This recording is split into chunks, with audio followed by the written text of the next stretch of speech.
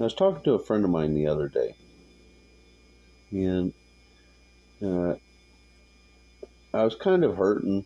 I had a lot of stuff on my mind. I was thoroughly distracted.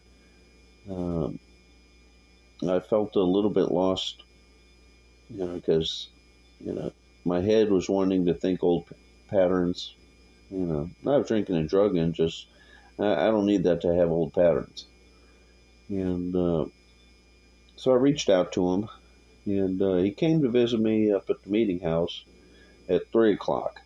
Now, he normally doesn't show up till like 6:30 at night, but he showed up at 3. He's got to pick up his daughter from school, and he has his own set of time that he does stuff. As long as I've known him, and but he showed up, 3.5 hours earlier than what he normally does. He came up there because he knew somebody was hurting me. And I had reached out to him, and he said, "I'm on my way." Now, I didn't see it at the time, the value behind that.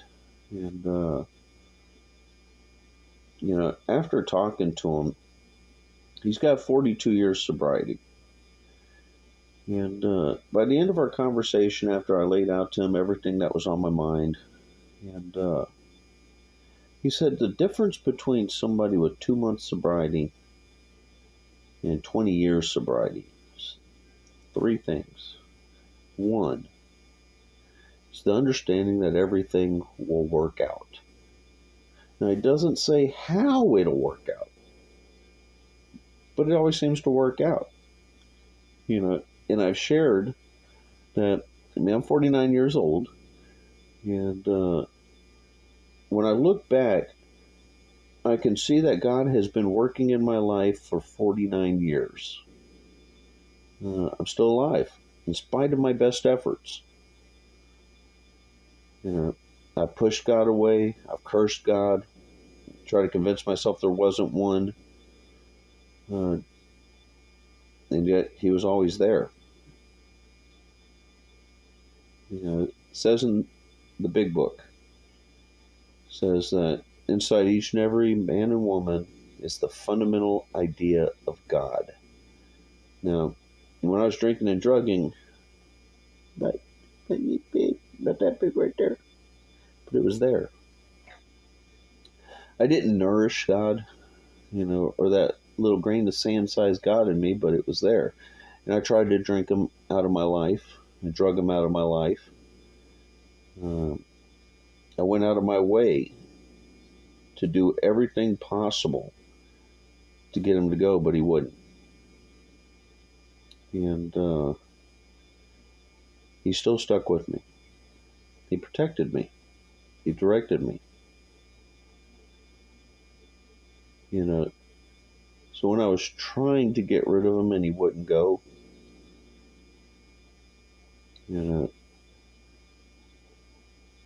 he managed to keep me around for some reason. And everything seems to have worked out. So I've made it this far and I'm sober. So I'd imagine that what my buddy told me was true. Everything will work out. Second thing he said was, chase sobriety. Said that when he had 9 months sober, like I said, he's got 42 years sobriety. He said when he had 9 months sober, somebody told him that, always chase sobriety and you will never drink. Now, that comes in many different ways and shapes and forms, whether it be, attending meetings, calling up people, asking them, hey, how are you doing? And wishing them a wonderful day. Because you're actually looking to find out how they're doing, you selfish son of a bitch. You're getting out of yourself. And you never know. That person you may call may be in bad shape. And you may stop them from doing something drastic, like taking a drink or a drug, or worse. It may be sitting down and reading the big book when you just have a moment. It could be just sitting at the picnic table talking to somebody. could be opening the door for somebody, making them coffee. You know, he told me directly, he said the reason why he showed up at 3 o'clock in the afternoon when he normally wouldn't, because he has other responsibilities to attend to, is because with him coming up and seeing me at 3 o'clock in the afternoon, he was chasing sobriety. And his family understands that. He has his family because he always maintains chasing sobriety. He has 42 years sobriety because he's always maintaining sobriety by chasing it. It seems so simple. It's like basic math. He said the third thing is no matter what, don't pick up the drink. You know, that's probably the most ridiculous sounding thing I ever heard. You mean if I don't pick up a drink, I don't get drunk?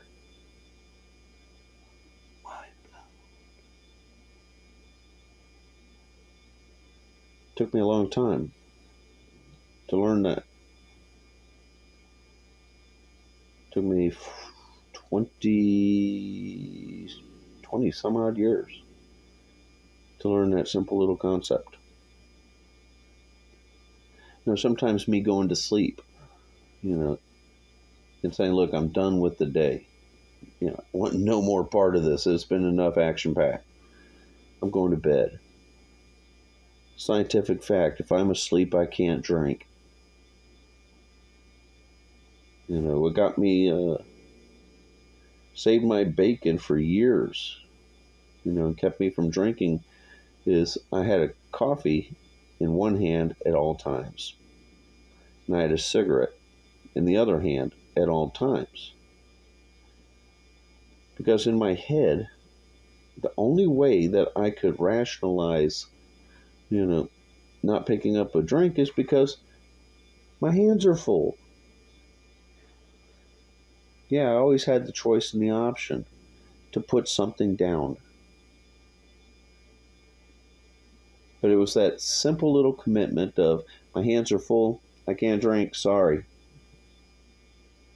I knew another person who, whose ritual time to go get loaded was right after work, go immediately to happy hour. And what they would do is they would come immediately to the 5 o'clock meeting. No happy hour. Now, these sound like simple concepts, but I never understood them. Well, I guess I understood them. I didn't act on them. But these are just facts. So, I would tell you the way it was told to me. Everything will work out. Don't know how, but it will. Chase sobriety. No matter how it looks, chase sobriety. Third thing is, don't pick up. Yeah. Simple program for complex people.